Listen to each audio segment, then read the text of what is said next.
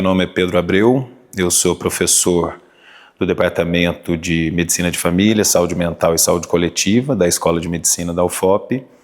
A minha área é a área da saúde coletiva.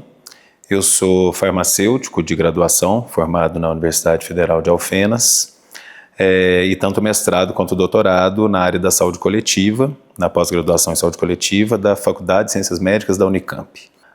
A graduação, o curso de farmácia na Universidade Federal de Alfenas era um curso bastante técnico, bastante voltado para o mercado da saúde. Então eu não tive professores que me despertaram nesse sentido da saúde coletiva, da saúde pública, da saúde como um direito, né, e como um espaço de luta. Mas a graduação foi muito importante, que foi ali que eu comecei a participar intensamente do movimento estudantil na universidade, né, na luta ali pela universidade pública. Então não tanto professores, sinceramente, e talvez até infelizmente, mas no mestrado, a partir do mestrado, sim.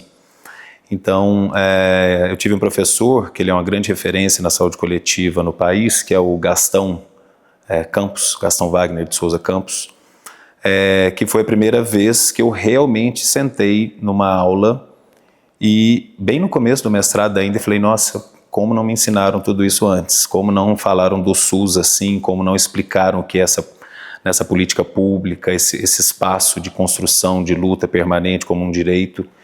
Então, na graduação não, mas na pós-graduação, marcadamente no início, o Gastão, e depois o meu orientador também, né, o Erlin Alonso, que é da área da saúde ambiental, dentro da saúde coletiva, que é a minha área mais específica, que é inclusive um parceiro de trabalho até hoje, que também foi uma grande referência no como atuar de forma não meramente acadêmica, não meramente intramuros da universidade, sim nessa atuação com perspectiva de mudança de fato, né, social e sanitária, né, consequentemente.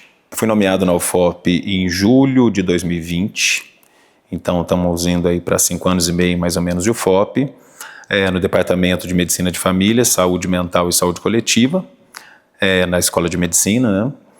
E ali a minha cadeira, né, o meu concurso foi para a disciplina de Saúde Ambiental e Saúde do Trabalhador, que chama Saúde, Trabalho e Ambiente, mas eu também ministro aulas em disciplinas do início do período, que a gente chama de Práticas em Saúde 2 e Práticas em Saúde 3, que é uma sequência desde o primeiro período. Eu passo a dar a parte teórica no segundo período e sigo em orientação de projetos de intervenção com estudantes em unidades básicas de saúde, né, no segundo e no terceiro período.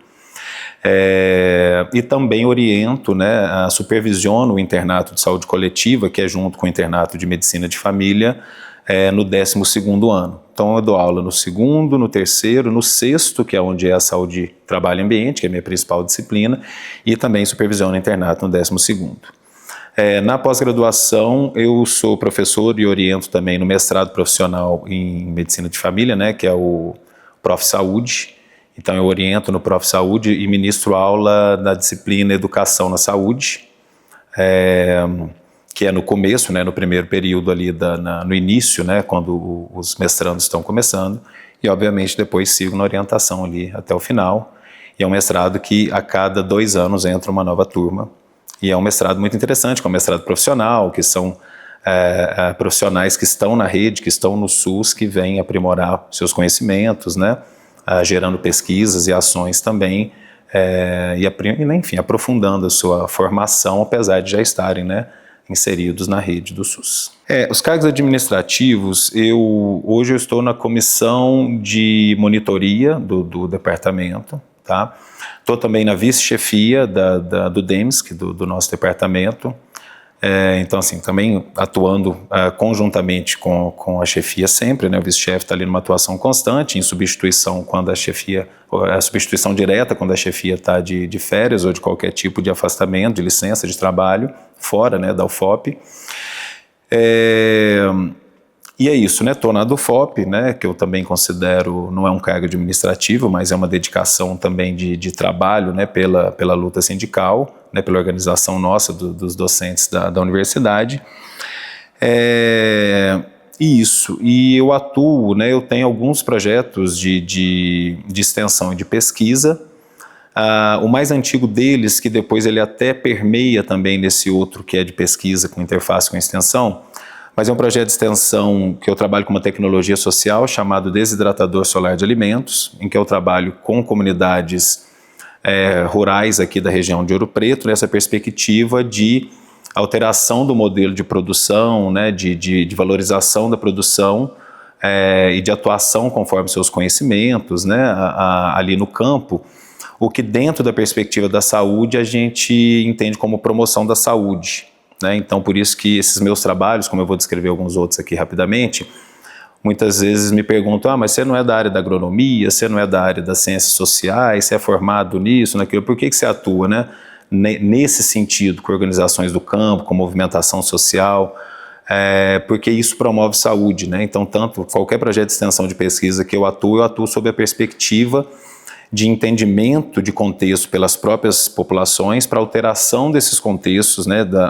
Passar a apropriar do que acontece nos seus contextos para buscar mudanças, né? Através da valorização dos conhecimentos, né? Da atuação que essas populações e comunidades têm para mudar, né, de forma benéfica ao seu contexto. Isso é a promoção da saúde, né, num contexto mais ampliado.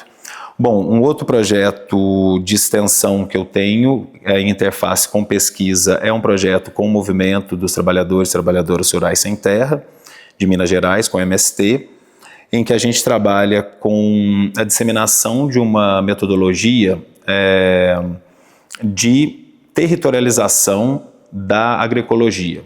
Então, nessa mesma perspectiva, buscando essa mudança de modelo de produção, desse modelo adoecedor e que subalterniza, vamos dizer assim, os conhecimentos e a vida no campo, que é o agronegócio, a gente trabalha na mudança, né, a perspectiva de uma metodologia que acelera, né, dissemina a agroecologia dentro do próprio movimento. Isso formando pessoas do próprio movimento em funções-chave que a gente chama de promotoras e promotores agroecológicos, facilitadores e facilitadoras agroecológicas, que vão nos territórios onde estão esses assentamentos, né, das 6 regionais que a gente trabalha, organizar essa disseminação dos conhecimentos que já existem entre essas famílias. Então, esse é um projeto grande de pesquisa e extensão que eu atuo, né, que eu coordeno com mais 11 universidades do estado, né, nessas regionais e de outros estados também. E tem um projeto hoje de iniciação científica que é uma sequência de trabalho que eu faço desde o doutorado com comunidades rurais do município de Lavras, no sul de Minas, onde eu desenvolvi meu mestrado e meu doutorado, onde gerou uma organização, né, que hoje é chamada de Associação das Camponesas e Camponeses Agroecológicos de Lavras, que isso vem a partir do uso do meu doutorado como instrumento dessa construção social ali entre esses camponeses do município. E através de uma outra etapa desse trabalho que a gente tem hoje, a associação passou a integrar o movimento dos pequenos agricultores do Brasil, o MPA, e a gente tem um trabalho que está na segunda etapa, que é um resgate histórico, né, da associação, ou seja, a associação e seus membros olharem para trás para entender todo o avanço, todos os problemas e tal, para a partir disso planejar o seu futuro, o que está se buscando, o que busca expandir, o que busca corrigir, o que busca avançar como organização. Em relação a projetos interinstitucionais, trabalho com o MST, né, o projeto com a metodologia camponesa-camponês, ele é talvez o mais amplo hoje mesmo, né, de atuação, não é o único, mas o mais interinstitucional talvez, que é um projeto que nós temos o financiamento da FAPEMIG, né, e que a gente atua para além do MST, que obviamente isso já é interinstitucional. Nós trabalhamos com algumas outras universidades de alguns estados, mas principalmente de Minas. Então a gente atua diretamente, né, em parceria tanto com professores diretamente envolvidos, pesquisadores e pesquisadoras, como bolsistas do Instituto Federal de Machado, no sul de Minas, da Universidade Federal de Viçosa, da Universidade Federal de Juiz de Fora, tanto o campus de Juiz de Fora quanto de Governador Valadares, Universidade Federal de Minas Gerais, o FMG, campus de Montes Claros, e também a UFVJM, né, dos vales do Jequitinhonha e Mucuri, do campus de Teófilo Otoni.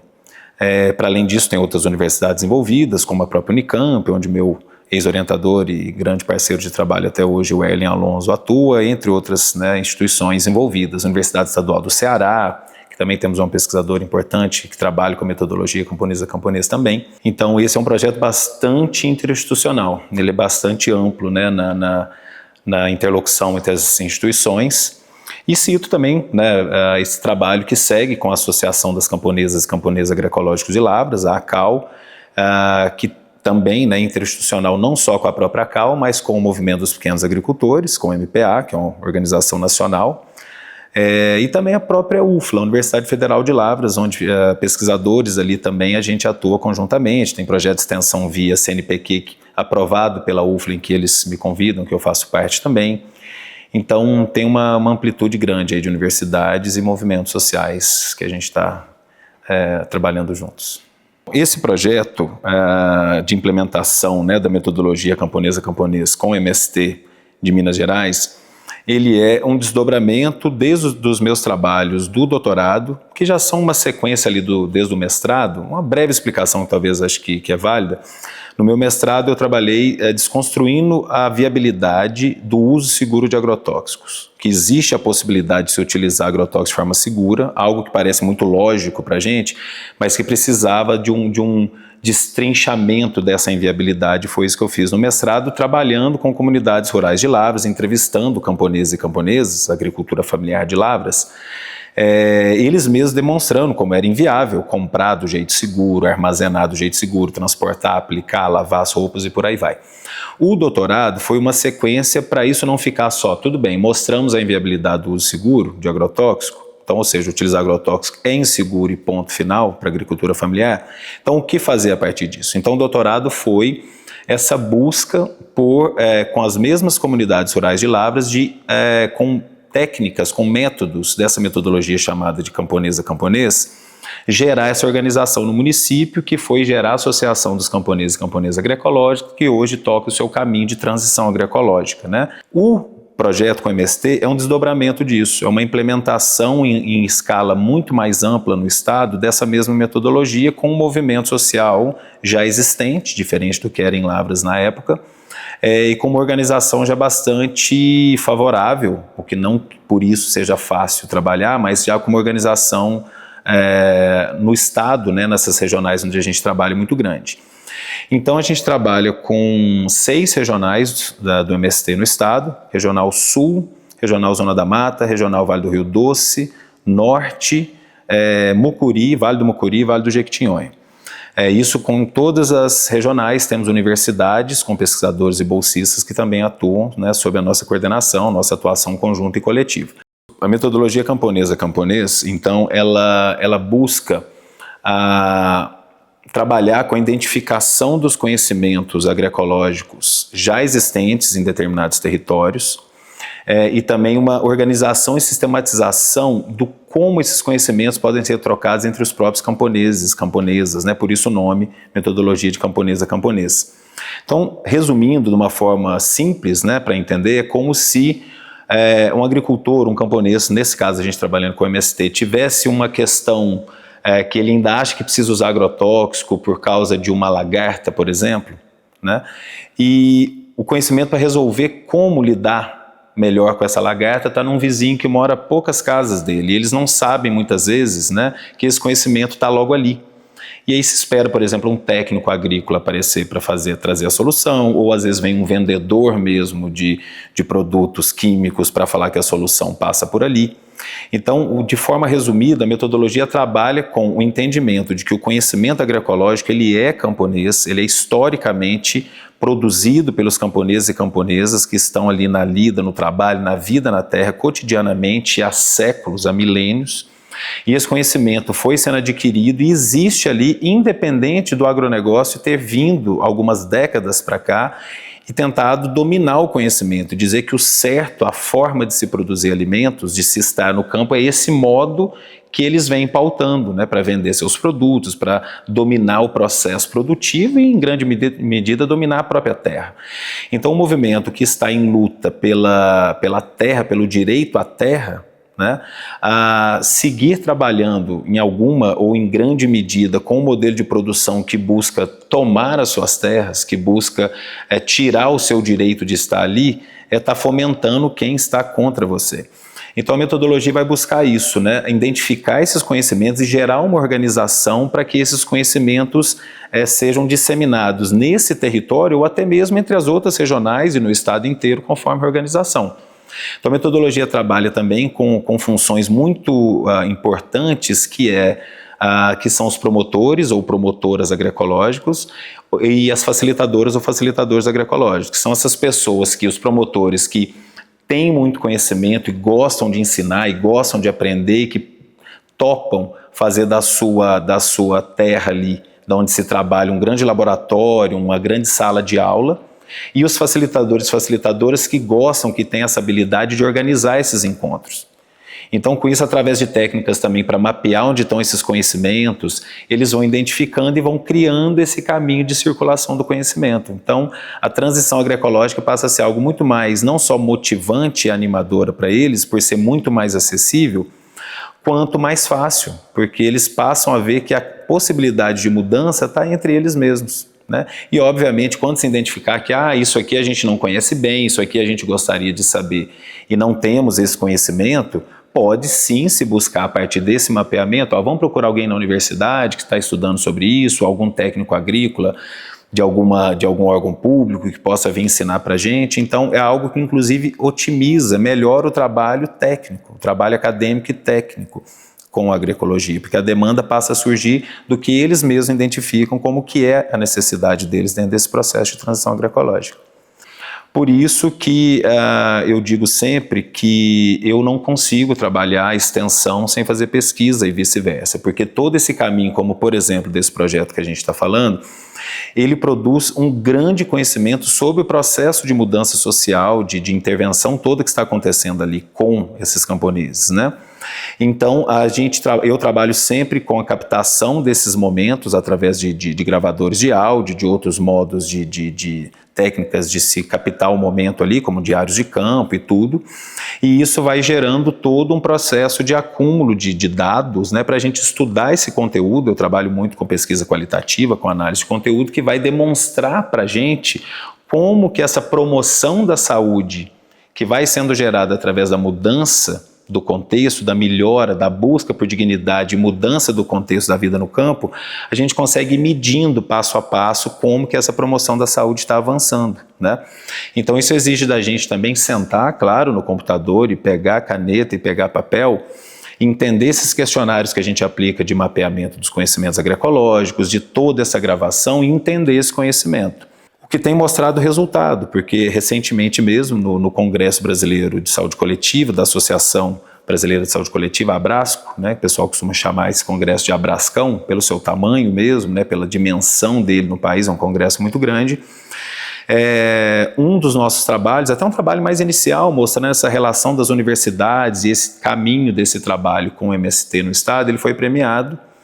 Dentre mais de 10 mil trabalhos que foram submetidos no Congresso, porque ele é realmente um congresso muito grande, alguns foram premiados em cada categoria ali, em cada, acho que categoria mesmo, né, que eles chamam de submissão dos projetos. O nosso foi premiado nessa categoria, né, nessa área que tem a saúde em relação com movimentos sociais.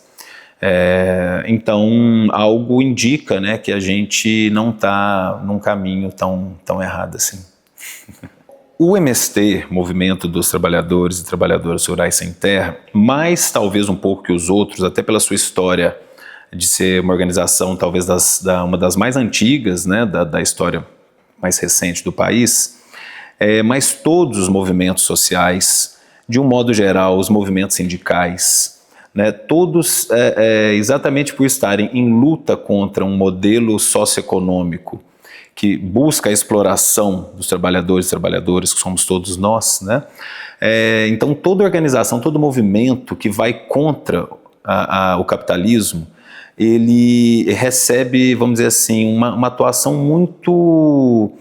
muito concentrada das instituições que se beneficiam, né, que constroem esse benefício desse modelo, né, do capitalismo, para gerar essa deturpação constante, né? O que eu estou querendo dizer? O MST é um movimento de camponeses e camponesas, agricultores familiares do país que estão lutando conforme a Constituição, no que a Constituição fala que a terra tem que ter um uso social.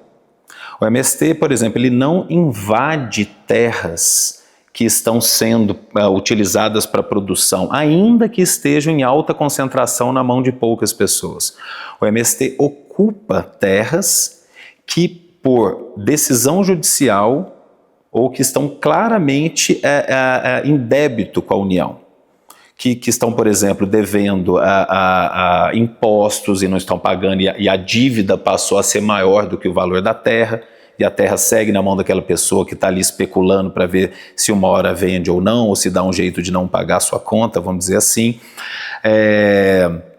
Donos de terra que estiveram envolvidos em trabalho análogo à escravidão, e que por isso estão com a sua terra. Então, assim, o MST ele ocupa terras que de fato, ou terras devolutas, terras do Estado que estão sendo griladas, que estão sendo tomadas, aí sim invadidas por já grandes proprietários que querem aumentar seu espaço, né, sua terra, seus latifúndios.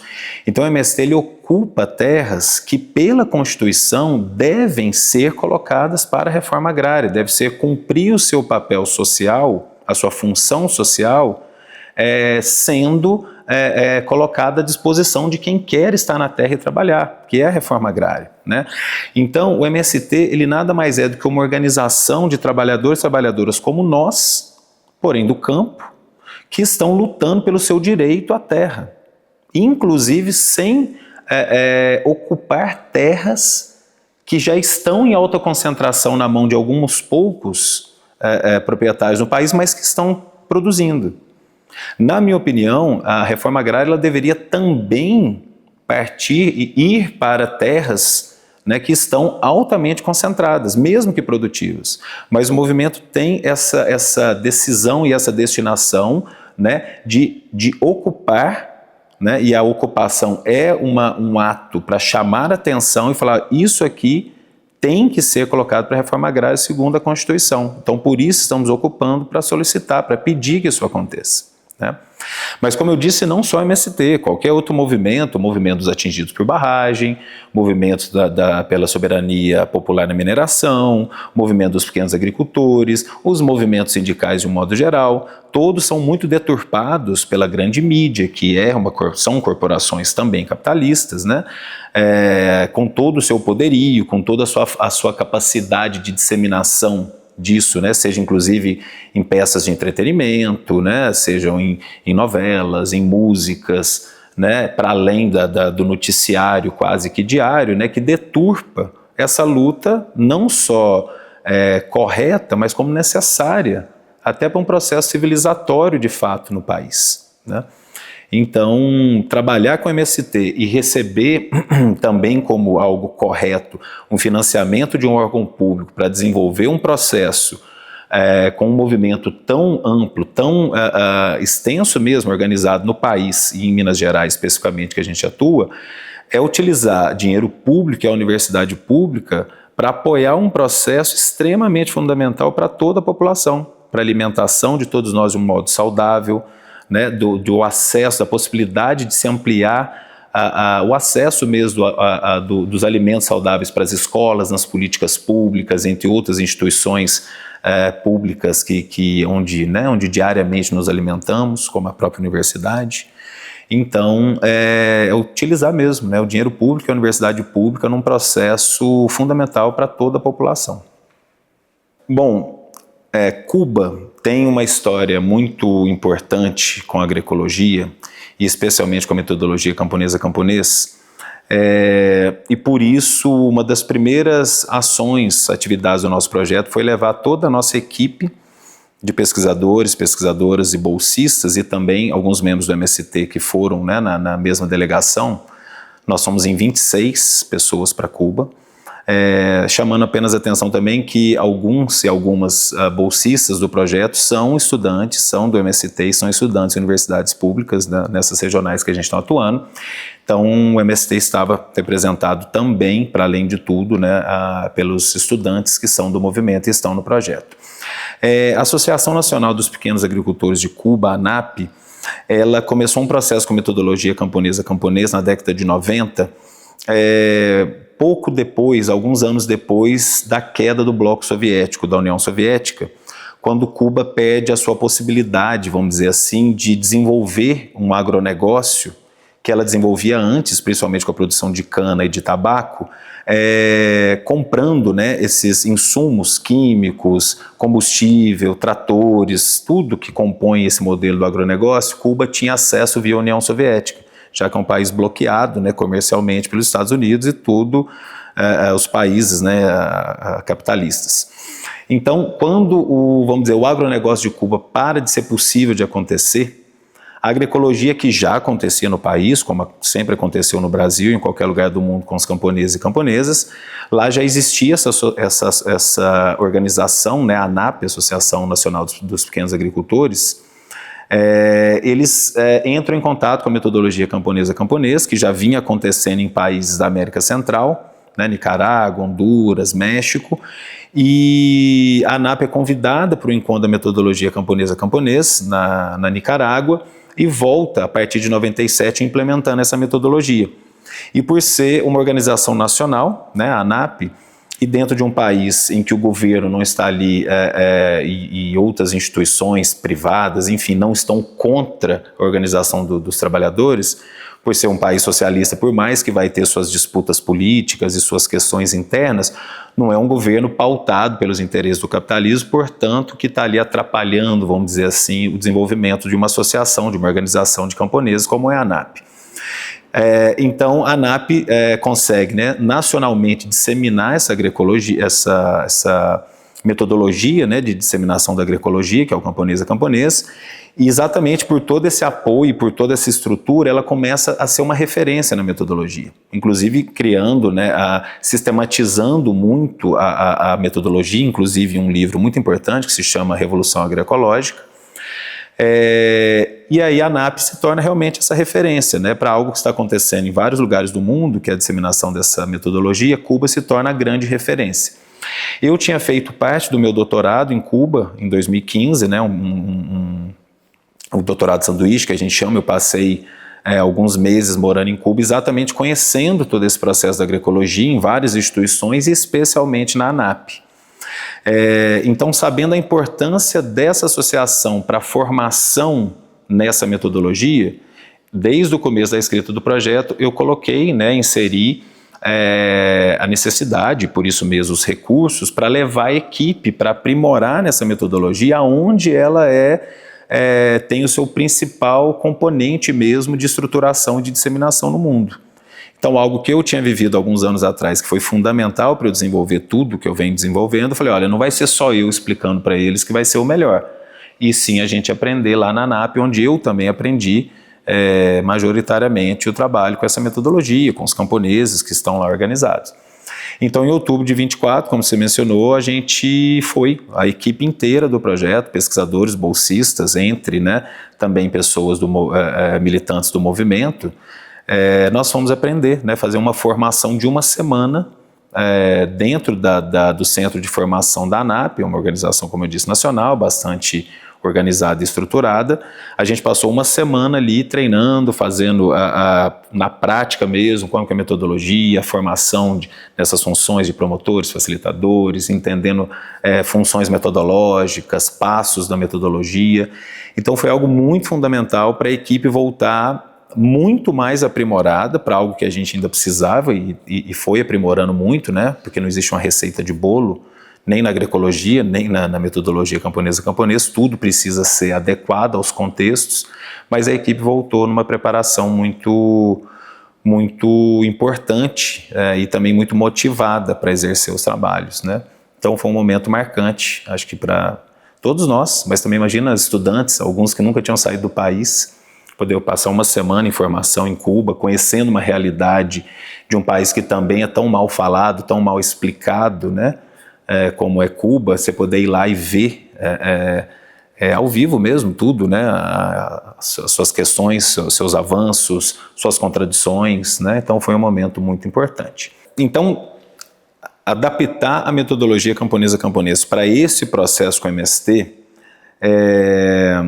para além da formação em Cuba, obviamente, a gente iniciou um processo já em janeiro de 2025 de começar reuniões com cada uma das regionais do movimento que a gente está atuando no estado, né, que eu citei agora há pouco, com dirigentes, com representantes, né, com camponeses e camponesas mesmo que organizam o MST nessas regionais, para a gente ir criando a adaptação desse processo. Obviamente o projeto foi escrito antes, né, com o MST, como eu tinha dito antes, e a gente já tinha uma estruturação baseada no que eu vinha trabalhando, né, desde a minha atuação com a Associação dos Camponeses e Camponesas Agroecológicos de Lavras, desde as minhas formações, né, do que eu tinha passado em Cuba. A gente tinha traçado já passos metodológicos que a gente ia desenvolver com as regionais do MST. Então a gente já tinha um direcionamento, que é o que foi aprovado, né, no projeto na FAPEMIG, construído com o MST, que a gente ia, como a gente ia fazer cada passo. E isso foi, em cada momento, adequado, pensado junto com as regionais. Então o resumo de como a gente tem trabalhado, a gente primeiro tem um encontro das regionais. Então, por exemplo, o primeiro ano nós trabalhamos com as regionais Vale do Rio Doce, Sul e Zona da Mata. O primeiro encontro foram essas 3 regionais lá em Governador Valadares, tá? Para a gente discutir sobre a metodologia, explicar o que era, ter várias práticas de seus instrumentos ali, como o mapeamento dos conhecimentos agroecológicos, o diagnóstico rural participativo, que vai buscando esses conhecimentos já existentes ali. Depois disso, nós fomos com a equipe em cada uma dessas regionais em separados. Nós fomos na Zona da Mata, nós fomos no Sul, né? E já tínhamos ido, como tinha dito, no Vale do Rio Doce. E depois de disseminar isso, o que tinha sido discutido conjuntamente com os camponeses dessas regionais, a gente voltou de novo para Valadares, as 3 regionais, para fazer um balanço disso tudo e projetar o avanço da metodologia nessas regionais. No segundo ano fizemos a mesma coisa, né, com as outras regionais do projeto. Parte ali do Vale do Rio Doce de novo, Vale do Jequitinhonha, Mucuri e Norte, juntamos em Valadares, fizemos toda uma discussão, fomos para as regionais em separados, fizemos a disseminação e estamos voltando, porque esse encontro é agora em fevereiro, dessas regionais do segundo ano do projeto, para planejar agora o avanço de todo o processo nessas regionais. É um processo bastante complexo, bastante intenso, envolve muitas viagens, mas como eu acho que isso é muito importante ressaltar, sempre em trabalho conjunto com o pessoal do MST. Então a gente não vai para a regional, por exemplo, lá para o Vale do Jequitinhonha e chegamos lá, foi assim que a gente está fazendo desde o começo, é assim que nós vamos fazer aqui. Não, a gente assenta, discute, vê se a programação está adequada, se o que nós vamos fazer ali é o que eles estão esperando, como que a gente vai, inclusive, por exemplo, detalhes operacionais. Nós estamos chegando com uma equipe, vai vir pessoal de outros assentamentos, onde que nós vamos dormir? Vamos distribuir nas casas dos assentados, das famílias, ou vamos dormir no alojamento que tem lá, na escola, algo do tipo, como que vai funcionar a alimentação. Então é algo sempre muito coletivo, realmente muito não é um projeto para o MST, é um projeto com, desde a sua concepção até cada passo metodológico que a gente faz. Quem trabalha com agroecologia como uma mudança de paradigma, uma atuação social profunda, a gente sempre fala que não tem receita de bolo na agroecologia. Seja para mudar um plantio, uma cultura, que o do vizinho já não vai ser exatamente o mesmo que vai ser feito no seu exatamente, quanto mais de lugares distantes. E na metodologia camponesa é a mesma coisa, não existe uma receita de bolo. Então, por exemplo, lá em Cuba, eles têm a estruturação do processo da metodologia lá em 5 passos. Nós aqui, desde o doutorado, eu venho adaptando em muitos mais passos. Então, alguns dos instrumentos que eles usam eu transformo em passos. Então, assim, os desafios para adaptação são enormes. Porque isso de trazer pronto é muito desse pensamento academicista, técnico nosso, de que a gente fala, eu estudei, eu vi como é que é isso aqui na universidade, eu vou lá ensinar para as pessoas como é que se faz agroecologia. E isso é não trabalhar de forma adaptada, isso é, entre aspas, não ter desafios. Só que com isso você está trazendo algo que depois que você sai do processo, muitas vezes as pessoas não vão seguir, porque isso não está baseado no que elas têm de conhecimento, no que elas têm de entendimento, no como elas valorizam e conhecem o próprio trabalho, a própria vida, a própria terra, a própria família, a própria vizinhança e tudo. Então, a metodologia, ela tem que ser adaptada. E aí os desafios são inúmeros. Como a gente está falando, a gente está trabalhando em 6 regionais do estado, todas muito diferentes uma das outras, por mais que seja com o mesmo movimento. Então, para cada momento, a gente tem que adaptar o como nós vamos fazer. Então, o geral do que nós vamos fazer, a gente já tem. Que a gente chega, a gente vai fazer o mapeamento dos conhecimentos agroecológicos, que a gente chama. A gente usa um questionário adaptado, que as pessoas conseguem ver na projeção na parede. Conhece tal técnica agroecológica? Sim. Então a gente vai criando todo um mapa dos conhecimentos que cada um tem. A gente tem a ida em alguns lotes, de algumas famílias, para treinar, fazer os diagnósticos, que depois o próprio pessoal vai fazer ali, os diagnósticos rurais participativos que a gente chama, mas para cada uma dessas atividades a gente tem desafios. Então você vai ter regionais onde as pessoas têm, para começar, mais ou menos conhecimentos, mais ou menos uma estrutura produtiva com diferentes técnicas e formas de como se produz ali. Então a metodologia, nos detalhes, ela tem que ser adaptada o tempo inteiro. Mas a gente tem uma certa estruturação que a gente vem colocando ela em prática, sempre discutindo com as regionais. Um detalhe é que à medida que vai avançando, cada vez mais o processo vai sendo deles. Nós estamos ali para apoiar a implementação de um processo que não pode depender da gente. Na hora que o projeto acabar, o processo não segue sem nós. Então, para isso acontecer, eles vão dando a cara deles em cada regional e também no próprio movimento no Estado, como que isso vai ser organizado e sistematizado no Estado. Então, só de falar tudo isso, você imagina o tamanho da complexidade, o quanto desafio a gente tem, porque nós não levamos algo assim que faz e pronto. A gente constrói junto, e isso exige a cada momento, a cada vez, a cada regional, a cada encontro, uma readaptação de vários detalhes, às vezes de grandes detalhes. Então é só desafio, mas com muitos bons resultados também, a gente está vendo isso na prática. O modelo do agronegócio, ele é um modelo capitalista, é um modelo industrial de produção no campo, e que exatamente pelos interesses de lucro dessas poucas e muito potentes economicamente e politicamente, também corporações, elas vão pautando uma forma de se produzir. Essa forma pautada, ela necessariamente passa por vamos dizer assim, soterramento, por uma invalidação dos conhecimentos, técnicas e formas de produção de alimentos que não dependem desses produtos, dessas substâncias químicas, de grandes maquinarias e tal. Então eles passam, de algumas décadas para cá, a colocar isso como quase uma imposição. E essa imposição não aconteceria se não fosse via os estados, no caso aqui estamos falando do Estado brasileiro.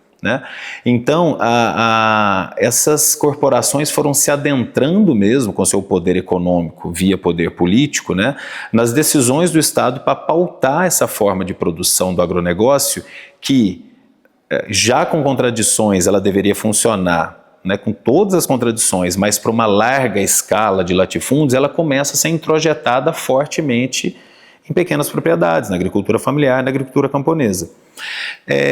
Isso, pegando os agrotóxicos como uma dessas tecnologias fundamentais para o agronegócio. E por que fundamental? Se passa a produzir em larga escala, em monocultura, na lógica eu vou produzir o máximo só disso aqui para vender e ter o lucro, se você tira todo o equilíbrio natural de um território e passa a plantar só um tipo de coisa, seja milho, soja ou o que seja, cresce junto com aquilo o que depois vai ser chamado de praga, que são outros insetos, outros animais que também se alimentam daquela planta que você deixou só ela ali e tirou todo o equilíbrio antes que controlava, que você tem como ter um equilíbrio mesmo, O agrotóxico, então, ele vem como uma necessidade deste modelo de produção monocultural do agronegócio, em larga escala, porque ele vai tentar controlar a natureza depois de você quebrar o equilíbrio dela. Dentro disso se criou essa lógica, né, no Estado brasileiro de que os agrotóxicos são necessários e não mudar o modelo de produção que faz com que essas substâncias, que são obviamente tóxicas, que são um problema de saúde pública, são um problema ambiental, é um problema complexíssimo e se é colocado como necessário, na lógica de que sem usar isso, sem usar esses venenos, sem usar aí eles vão melhorar o termo, nesses defensivos agrícolas, nós não vamos conseguir produzir. Conseguimos muito bem e até mais, trabalhando a terra de um outro modo que vai trabalhar esse equilíbrio entre várias espécies, que é a agroecologia, inclusive em escalas maiores. Tem esse mito de que não se pode produzir alimento para a população inteira se não for no modelo do agronegócio. Mentira! Até porque quem produz alimento de fato para a população brasileira é a agricultura familiar. O agronegócio produz commodities, né, para ser exportadas para gerar seu lucro, não tem nada a ver com alimentação, ninguém que come soja o dia inteiro. Essa soja vai alimentar o gado lá da China, da Europa e por aí vai. Então, assim, os agrotóxicos, então, eles entram hoje, por exemplo, já há algum tempo, e agora cada vez mais, que é a famosa boiada passando, né, de ser colocado como necessário. Então, são isenções de impostos no país inteiro, cada vez mais, facilitações para suas aprovações, né, que antes tinha que passar pelos órgãos sanitários, como a Anvisa, pelos ambientais e pelos órgãos do MAPA, né, do Ministério da Agricultura, e passa a ser facilitado para ser liberado só pelos interesses, né, da agricultura, né, dessa agricultura do agronegócio, representado principalmente pelo Ministério da Agricultura e Abastecimento, né, o MAPA. Então, não só o legislativo passa cada vez mais a achar caminhos, né, com a sua bancada ruralista para isso ser aprovado cada vez mais fácil, o executivo também, com toda a sua pressão, passa em muita medida a incentivar esse modelo de produção, né, inclusive com altíssimos financiamentos para esse agronegócio, né, que é o famoso Plano Safra, né, entre outras formas, né, de se viabilizar cada vez mais esse meio de produção, esse modo de produção, e nisso entra inclusive o judiciário, né, que vai, em grande medida, se você tem substâncias comprovadamente problemáticas e que não existe um uso seguro, seria inclusive uma necessidade de pautar jurisdições e normas e falar, não, isso não pode ser utilizado dessa forma. Então existe toda uma estrutura do Estado brasileiro para favorecer esse modelo de produção, e os agrotóxicos é um instrumento desse modelo de produção. Tá? Em governos mais progressistas, né, o que a gente teve até o momento, vamos dizer, com os governos do PT, a gente tem alguns avanços de apoio à agricultura familiar, mas não uma diminuição do apoio a esse modelo de produção. E para governos completamente entregues, né, vamos dizer assim, nem um pouco progressistas, só para falar do jeito mais bonzinho possível, aí que eles vêm, inclusive, com um termo que foi cunhado pelo ex-ministro do Meio Ambiente do governo Bolsonaro, que é a boiada passar. Aí é que se libera o máximo possível, tira o máximo de financiamento da agricultura familiar, da agroecologia e de caminhos de regulamentação, né, desse uso desses venenos, né, e, bom, é mais ou menos isso. Sobre a soberania alimentar, a segurança e soberania alimentar, tem muita conexão com isso, porque a soberania alimentar quer dizer nós temos um país, ou uma região, ou um território, né, isso vai se somando, conseguir ter a possibilidade de produzir seus alimentos de forma soberana, sem depender de agentes externos que pautem, né, que vêm dizer, que dependam dos seus insumos e tal e tal. Então a soberania alimentar, ela necessariamente passa pelos conhecimentos e forma de produção dos camponeses de cada território, de cada país, vamos dizer assim. Então se vem algo que impõe o seu método, o seu modo de produção, com as suas tecnologias, focado no seu lucro, e vai soterrando, vai buscando acabar mesmo com os conhecimentos populares e dizer que isso não tem validade, que isso não é moderno, que isso só gera pobreza, que isso não é o que o país precisa, a gente não tem como ter soberania alimentar. Porque se a gente tiver uma produção dependente dessas tecnologias, que não são nossas, que são corporações externas que vêm e dominam o nosso processo, se a gente não valorizar os nossos conhecimentos camponeses, as nossas técnicas e o nosso modo de produção extremamente produtivo, a gente não vai ter soberania alimentar de fato. É isso que nos coloca em risco. Por exemplo, o Brasil tinha saído do mapa da fome alguns anos atrás e poucos passos, né, muito fortes desse avanço da direita, né, utilizando essa extrema-direita, inclusive, como instrumento, a gente vê o país voltar para o mapa da fome. Então, um país que oscila, que pode vir a oscilar de novo conforme o governo em relação à fome, demonstra que a soberania alimentar não está construída no país, né? Então é isso, dependemos do conhecimento camponês, das técnicas agroecológicas e da agroecologia como modelo de produção para a gente garantir a soberania alimentar de fato. A universidade pública, o modelo que nós temos, eu acho que a gente tem que pensar sob duas óticas mesmo. Primeiro, que a universidade pública ainda é um espaço muito possível de uma produção de conhecimento, de uma atuação com e para e junto, né, com as populações, com as comunidades do seu entorno, né, ou até não do seu entorno, ainda são lugares muito possíveis, né, porque onde a gente consegue trabalhar ainda com liberdade, né, que não temos um dono da universidade privada, como se fosse o caso, muitas vezes pautando o que pode, o que não pode, quais são os interesses, né? Então a gente tem uma possibilidade ainda muito grande de atuar de forma aberta, de forma autônoma frente a esses interesses de mercado. No entanto, a universidade, como toda instituição, né, instituições públicas inclusive, estão muito permeadas pelo interesse privado, pelo interesse de parcelas ou de grandes partes do que estrutura o nosso sistema socioeconômico, que é o capitalismo. Então a universidade pública, ela está realmente muito permeada, né, com introjeções desses interesses em muitos de seus departamentos, de suas escolas, não só o FOP, como todas do país, né?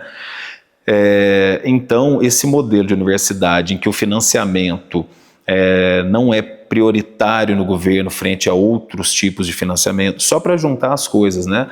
O tamanho do financiamento do governo do nosso país para o agronegócio, como se isso fosse o que realmente é necessário para o desenvolvimento do país, frente ao que é destinado de financiamento para as universidades públicas, né, é algo que mostra em grande medida a despriorização, né, só para ficar dentro do assunto em que nós estamos trazendo.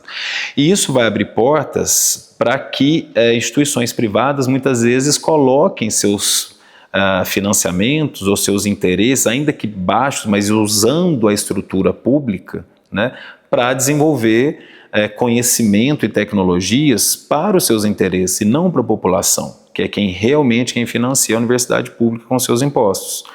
Então nós temos um modelo que ainda é muito possível, ainda conseguimos, né, talvez como um dos poucos lugares em que a gente consegue atuar de forma como pesquisadores, como extensionistas, como professores de forma ainda não pautada totalmente, mas com um grande pautamento, sim, dos interesses corporativos e do grande capital, utilizando a universidade pública para seu benefício, muito mais do que para a população. Aqui a gente tem um exemplo muito claro. Obviamente não são todos pesquisadores, professores, mas a atuação da universidade pública, o FOP, em prol de um modelo de mineração completamente degradante para a sociedade, explorador do trabalho, consumidor das nossas riquezas, produtor de adoecimentos, né, de grandes desastres, crimes, como a gente viu, em grande medida temos uma universidade trabalhando para esse interesse, não para uma mineração para interesse público, para interesse popular de fato, né? Então, é isso. Eu acho que nós vivemos uma grande contradição na universidade pública, em que a gente precisa avançar para ela ser de fato pública, não só na sua estrutura de ser um financiamento que vem do governo federal, por exemplo, em grande medida, mas sim no que ela produz ser de fato, em grande medida, para a população, para o desenvolvimento do país e não de algumas poucas grandes empresas.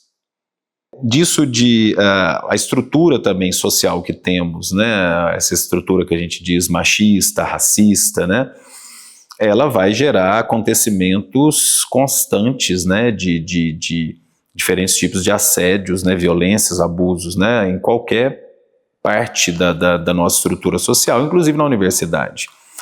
Eu gostaria de comentar um caso recente na escola de medicina, que não é nem questão de eu ter presenciado, né, até porque eu nem conheci esse professor, mas de um professor que foi exonerado do cargo por assédio sexual, moral, de longo prazo, que estudantes agora de há poucos meses, talvez pouco mais de ano atrás, começaram uma movimentação forte contra esse professor, e vários casos antigos, inclusive foram aparecendo, e esse professor, depois de um processo, como deve ser feito, com possibilidade de defesa e tudo, né, ele foi exonerado da universidade. Então, só para comentar que isso é algo constante, né, eu como professor já tive meus problemas ali com algumas pessoas do próprio departamento, né, mas eu acho que, como homem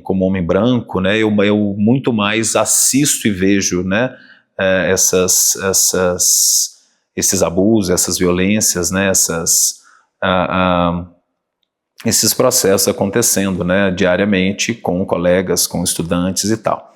Mas pontuei mais um caso recente que a gente teve na universidade, né, dentro da escola de medicina, que foi muito marcante.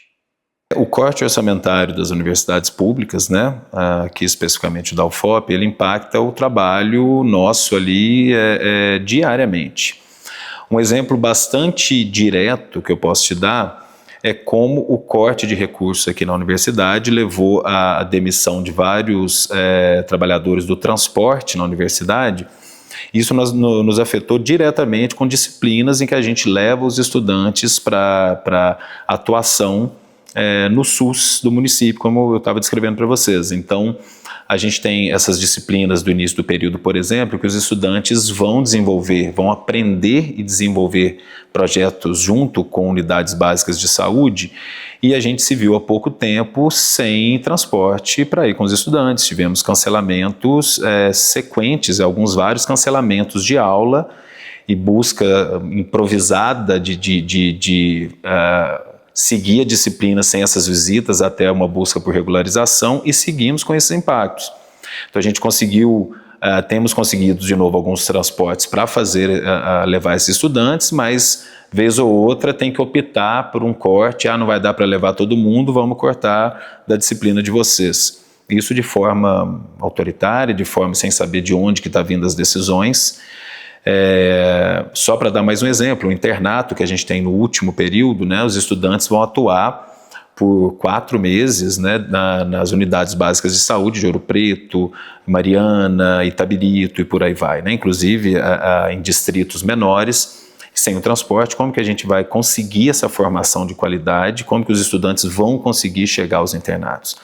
Então a gente tem se desdobrado para conseguir, tem cortado daqui, cortado dali, mas mostra o impacto, né, que muitas vezes eu não sei em todos os cursos e disciplinas que talvez não precisem de transporte, mas como nós vamos fazer essa formação dos estudantes inseridos no SUS sem o transporte. Os estudantes vão ficar responsáveis por pagar o seu transporte para esses lugares, eles vão fazer isso toda semana, não vão ter. Então, esse é um exemplo de como que isso impacta a gente diretamente, diariamente. Sobre a sobrecarga de trabalho, sim, me sinto, e eu acho dificilmente a gente vê algum colega nosso ali que não está.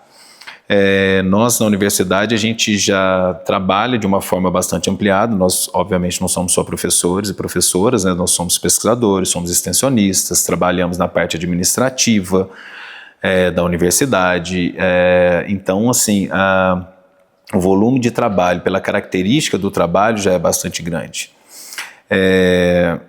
Mas dentro de até anterior a isso tudo, né, o modelo também produtivista da universidade nos sobrecarrega muito. Então, o que vai definir, por exemplo, muitas vezes financiamentos de pesquisa, né, para a gente conseguir fazer, por exemplo, trabalhos como esse que eu estava contando para vocês, é o quanto se produz de artigos, o quanto se produz disso ou daquilo, não se levando muitas vezes, né, inclusive dentro dos critérios, o tipo de produção. Eu, por exemplo, sou um professor e um pesquisador que, como eu estava contando para vocês, eu atuo diretamente na realidade, com muitas viagens. Cada passo desse é um desdobramento social e um desdobramento de atuação enorme. Então, a característica da produção social, da pesquisa qualitativa também, ela é menos rápida, vamos dizer assim, e necessariamente menos rápida para que a sua produção seja de fato de qualidade do que muitas dessas pesquisas quantitativas, sem desmérito de nenhum tipo de trabalho, mas dessas que você pega um monte de dado e produz um monte de artigo a partir dos mesmos dados que são acessados, dados secundários. E isso muitas vezes vai impactar no quanto eu posso ser financiado por um tipo de financiamento ou não. Então isso nos coloca de um modo geral, né, não só eu, num estresse produtivista para se tentar colocar, para se efetivar o tipo de trabalho de pesquisa que se acredita e que se busca, que isso por si só já é bastante adoecedor.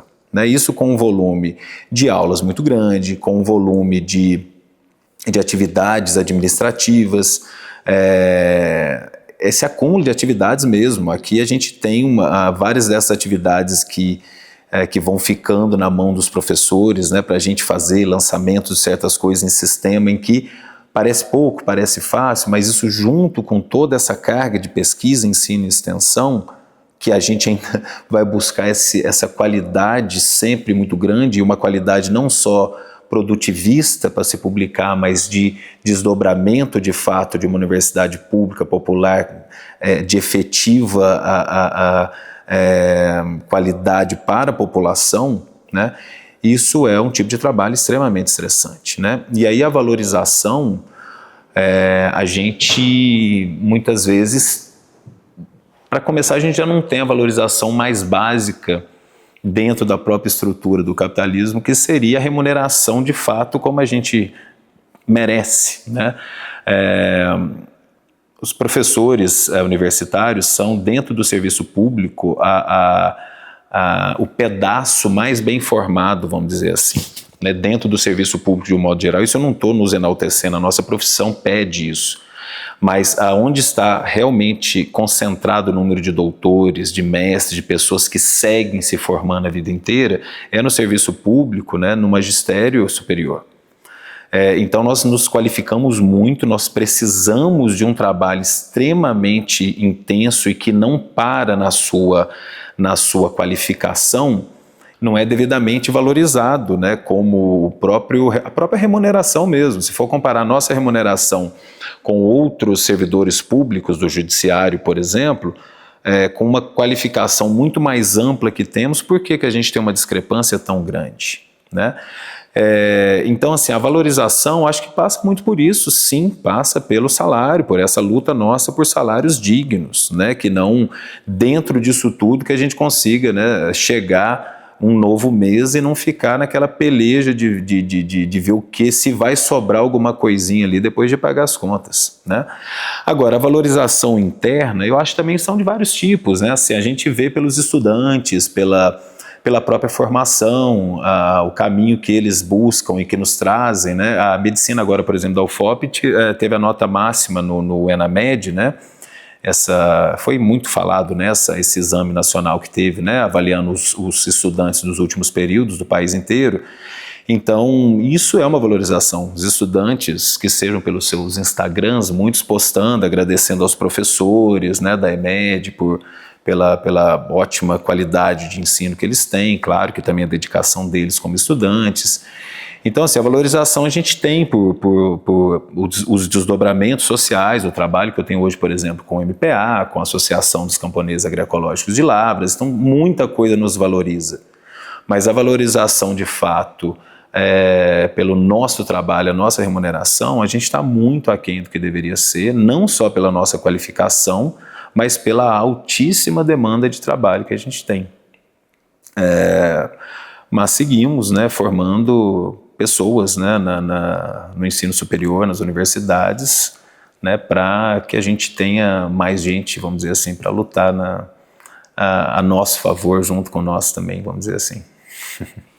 Bom, é fundamental a produção do conhecimento científico, né, para a gente produzir elementos e bases mesmo de referência e de atuação que se contraponham ao que é propagandeado, né, por essas corporações representadas aqui pela nossa conversa muito pelas indústrias dos agrotóxicos, né, pelo modelo do agronegócio de um modo geral. Isso é fundamental, até porque a gente tem algo extremamente forte. Eu sempre digo, nem todo mundo assiste hoje mais televisão como se assistia antes, mas se você pegar os intervalos de cada jornal de grande porte, vamos dizer assim, das televisões, Jornal Nacional, Jornal da Bandeirantes, todos têm nos seus horários mais nobres, mais caros de propaganda, né? Propaganda sobre como o agro é pop, o agro é tech, o agro é tudo e por aí vai. Né? Então existe uma construção ideológica extremamente grande, né? E que não só, mas o conhecimento científico precisa a todo momento estar se contrapondo, na verdade demonstrando a realidade, né? E não propagandeando, falseando uma realidade que interessa a poucas pessoas, né? E dentro disso, o estreitamento com organizações populares, né, do conhecimento científico, né, do que, inclusive, deve ser produzido, o que devemos nos debruçar sobre e gerar conhecimentos, né, fáticos, científicos, metodológicos, isso é fundamental, tá junto com a população. Né? Não cabe só a nós pensarmos, não, eu acho que isso aqui é o que deve ser estudado. Podemos e devemos ter esse acho. Mas a gente está junto com a população e entender o que de fato é o mais importante dentro dessas construções da realidade, desconstruções dessas propagandas, né, que interessam a muito poucas pessoas, né, é extremamente fundamental. Né? E aí um exemplo bastante importante é a nossa região, né, em que a gente vive uma região minerária, né, historicamente minerária, e que segue, e muito pelo contrário, ela só aumenta a sua característica minerária, que coloca a terra unicamente como fonte de extração de recursos minérios, como se nesse território, né, nessa região onde vivemos, não existisse outros modos de vida na terra, outras formas de utilizar a terra para o desenvolvimento regional, local, nacional. Né?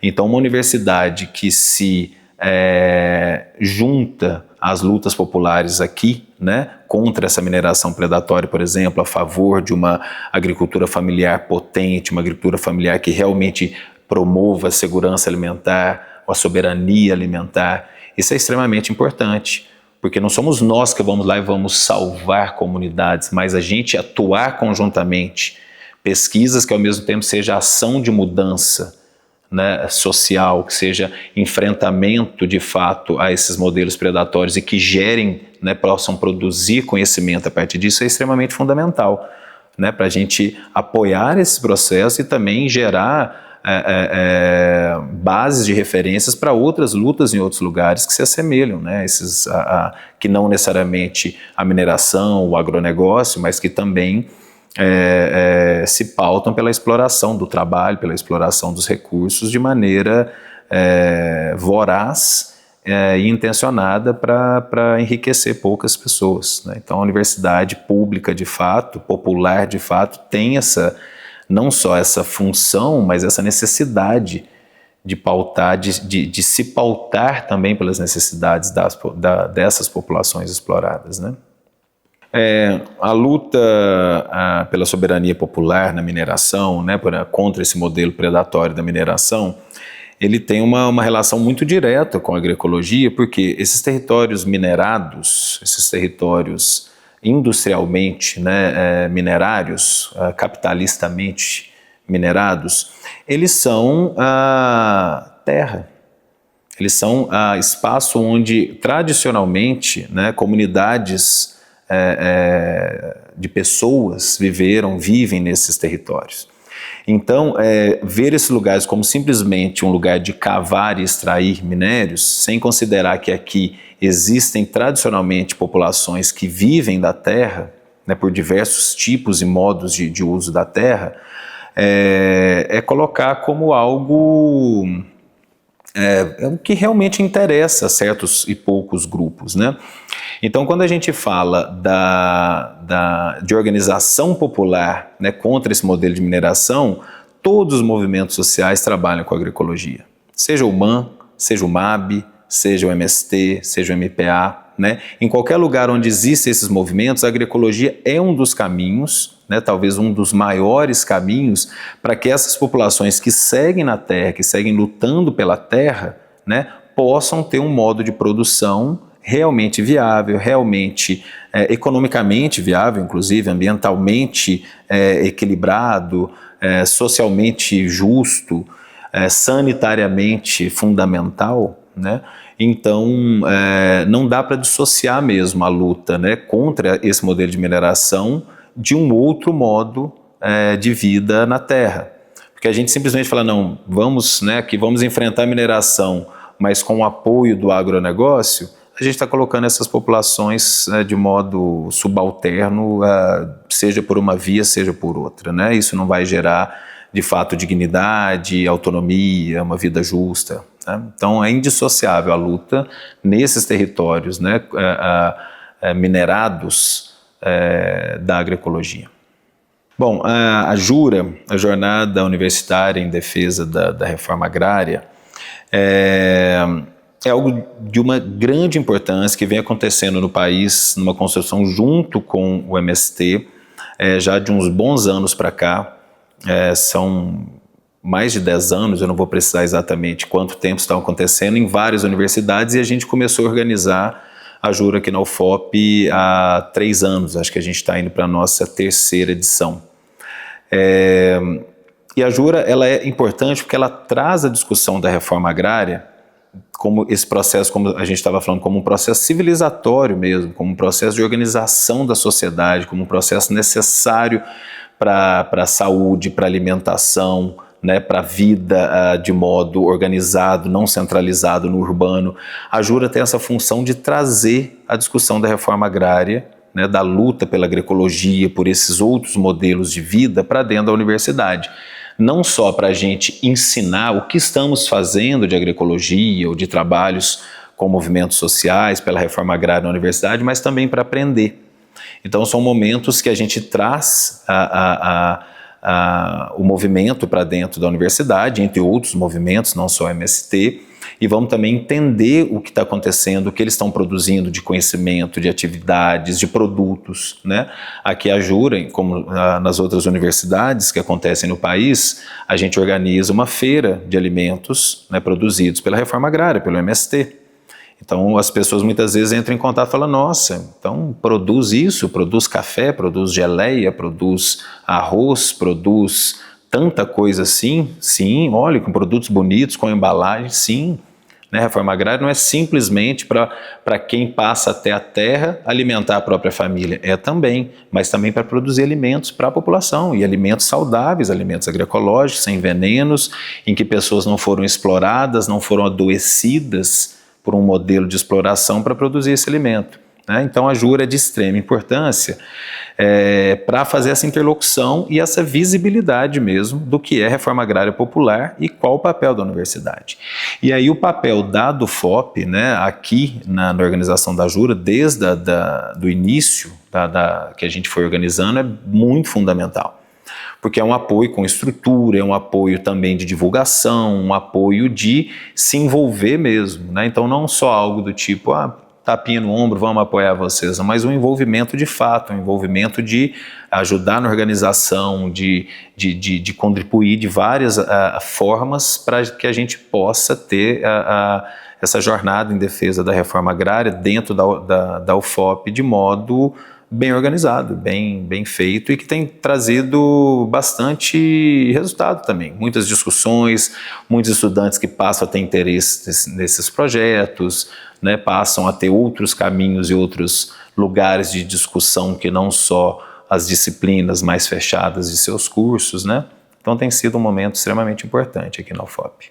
A minha entrada, né, para a diretoria da UFOP, né, que veio como uma consequência do meu envolvimento no comando de greve, tem sim um papel muito importante no meu desenvolvimento político também, que, né, vem já de vários outros caminhos, né, desde a da graduação, com o movimento estudantil e com vários outros caminhos, né. A minha atuação acadêmica, as minhas produções, elas são muito, podemos chamar de militantes, né, dentro desse processo acadêmico.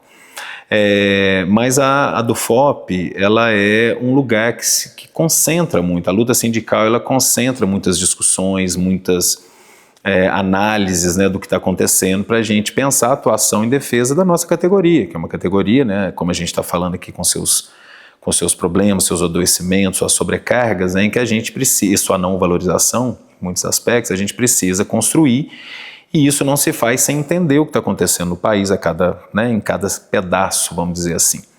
Então, eu considero um momento importante da minha vida, de aprofundamento, sim, que também já veio de um aprofundamento importante até do meu envolvimento na própria UFOP, de um modo geral, para além das minhas atuações de pesquisa, extensão e de ensino, que foi a greve, né? Foi uma greve que a gente teve em 2024, né, de extrema importância, né, frente ao tamanho da defasagem, não só salarial, mas os recursos da universidade, vários aspectos, a carreira docente, e veio de um momento em que pós-pandemia, né, eu não sou um professor de muito tempo aqui, eu falei para vocês, estou desde 2020, eu fiquei 1 ano e meio dando aula à distância antes de vir para cá presencialmente em 22.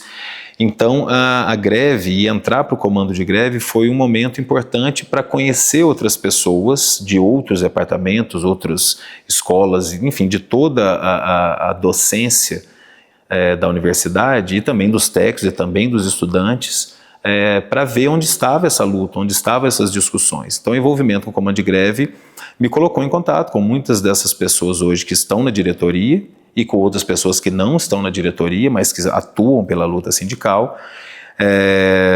Foi um momento crucial mesmo para entender, para fazer essa luta e conhecer, né, essas pessoas que hoje também contribuem muito, né, eu venho contribuindo e me contribuem muito formativamente também no meu entendimento político de um modo geral. A greve em si, ela foi de uma mobilização importante, difícil pelo momento que a gente está, né, de dificuldade de mobilização, mas dentro dessa dificuldade em que muitas pessoas na greve simplesmente somem por aí, espera o resultado dela, a gente teve uma mobilização importante, a gente manteve, o comando de greve conseguiu manter encontros permanentes, assembleias permanentes, eventos permanentes de discussão, de aprofundamento político, recebemos convidados, né, dentro de uma discussão nacional muito importante. Então, os resultados, obviamente, a gente acha que deveria serem mais profundos, né, seja no orçamento da universidade, que inclusive segue sendo impactado, segue sendo alvo de cortes mesmo após a greve, a recomposição salarial, que a gente até deveria estar lutando por um grande aumento salarial, a gente estava lutando por recomposição salarial, é salário que está sem, de fato, ser atualizado há muito tempo, que vai perdendo em valor nominal, né, ao longo do tempo, com a inflação. Então, nós gostaríamos de ter chegado mais longe, né, mas dentro do momento da luta a gente avançou o máximo que a gente pôde, mas segue organizando e organizado para outros momentos de luta que não param, e se a gente precisar agudizar a luta de novo em algum outro momento, inclusive com seu instrumento de greve, vamos avaliar, né? Não só como a do UFOP, mas como docentes de um modo geral, né? Também sem fazer uma análise histórica da do UFOP, eu não estou há tanto tempo assim, né, na UFOP, estou há 5 anos e meio, mas a minha entrada na diretoria atual da do UFOP, ela é bem intencionada e bem focada numa busca por um aprofundamento, maior aproximação com os movimentos sociais. Como eu venho dessa atuação muito direta com movimentos sociais, especialmente os do campo, né, quando a gente estava formando a chapa e estava em discussão, o meu nome entrou muito nesse sentido, né, de buscar mesmo essa interação através não só dos meus trabalhos, né, com os movimentos, mas de busca por trabalhos e apoios e envolvimentos da ADUFOP diretamente com os movimentos sociais. Então, não que a ADUFOP não tinha antes, obviamente, mas a busca por um aprofundamento mesmo por essas, não dá nem para chamar de diferentes formas de luta, mas essas organizações distintas de trabalhadores e trabalhadoras, né, que têm objetivos comuns na luta de classe, né, nesse enfrentamento a quem nos explora, né? Então, seja um movimento social que luta pela terra, que já tem a terra e luta por políticas públicas, como é o MPA, que luta contra a mineração predatória, né? Isso são distintas atuações da mesma classe social que somos, né? Que somos trabalhadores e trabalhadoras. Então, a minha entrada na chapa e hoje na diretoria tem muito esse intuito, né? Acho que não só, né, não só com a ADUFOP, esse é meu papel na universidade, é isso que eu busco. O motivo de eu estar na universidade é realmente ainda enxergar muito a possibilidade dela ser instrumento popular, dela ser instrumento da luta popular, né, da gente dedicar o que a gente tem de tempo, de conhecimento, de desenvolvimento, né, das possibilidades que a gente teve estudando em universidade, aprimorando esses conhecimentos, né, e atuando para que a população, para que a sociedade seja uma outra sociedade, não baseado na exploração de poucos, né, do trabalho de nós todos, de nós muitos e muitas, né. Eu acho que a universidade é ainda um instrumento extremamente importante nessa luta. A sindicalização é algo extremamente fundamental, né? Se as categorias de trabalho, vamos dizer assim, não se organizam, quem vai lutar por elas, né? Então, eu acho que se vocês fizerem uma entrevista com cada professor e professora aqui da UFOP, ninguém vai achar que de fato suas condições de trabalho estão como deveriam ser, o salário está realmente o que deveria ser, né? Então, beleza, tendo essas opiniões, como que a gente vai ter voz e luta política se a gente não se organiza, né? Então o sindicato ainda é um lugar extremamente importante, né, para a gente organizar essa luta, né, para não ficar cada um gritando ou chateado em cada canto. A gente precisa se organizar para a gente ter força para essa luta.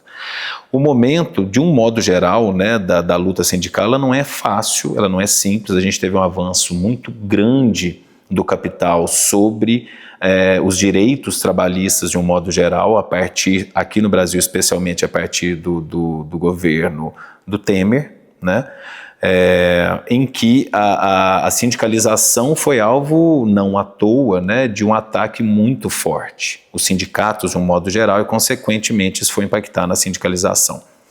Então, isso dentro de um momento histórico em que os trabalhadores estão mais distanciados, o próprio teletrabalho, isso não só os professores, de um modo geral, né, na universidade, que existe um distanciamento, não estando tão próximos, a organização também fica um pouco enfraquecida.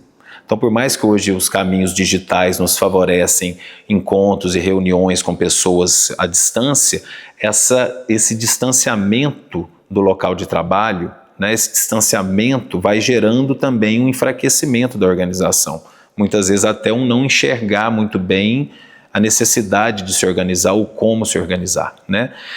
Então é um momento não muito simples, né, para a luta sindical de qualquer categoria, né, mas que dentro da universidade a gente ainda tem buscado muito fortemente, aqui na ADUFOP de forma muito dedicada, né, de que as pessoas busquem se sindicalizar, enxergando essa importância, né? A universidade ainda é um lugar, por mais que já tenha, não esteja no melhor momento presencial, vamos dizer assim, ainda é um lugar bastante presencial, né? Onde as aulas, né, os estudantes estão aqui, tem que ser, um lugar físico, né? Ainda é um lugar possível, né, dessa sindicalização, dessa luta sindical. Mas eu vejo, sim, como um momento um tanto menos presente das pessoas, né? Muitos ainda enxergam o sindicato, ou passam a enxergar o sindicato como algo, não sei muito, não tem muito que ir ali, para que eu vou nessa assembleia, tem tanta coisa para fazer, ainda vou na assembleia tal dia, né? Dentro disso a gente vê a nossa categoria ficando desprivilegiada, a gente ficando sem a valorização que a gente realmente merece, né? Então acho que passa por aí, se eu não me perdi aí nas perguntas.